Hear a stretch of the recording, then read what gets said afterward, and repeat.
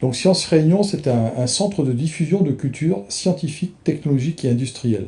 Donc nos objectifs, c'est par des activités très proches du public et très proches de l'éducation nationale, de proposer aux enfants et aux adultes une immersion dans les sciences par différentes thématiques. Alors on fait de l'animation scientifique avec le Mobilio-Science, donc c'est une marque déposée. On va donc vers le public, on se déplace. C'est un petit peu l'esprit C'est pas sorcier, où on amène des sciences dans les établissements scolaires.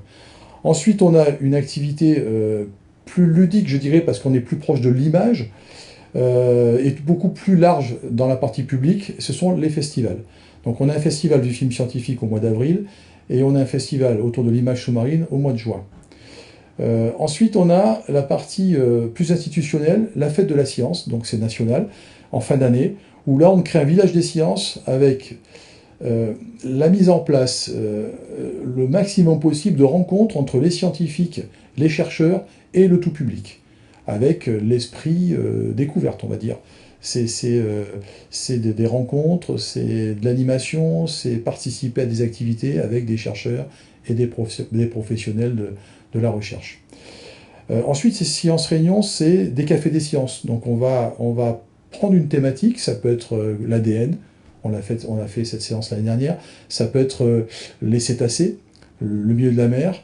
On va chercher une personne qui a un niveau scientifique établi et qui va venir présenter sur du tout public sa discipline, ses compétences, autour d'un débat, autour d'un film, autour d'une conférence.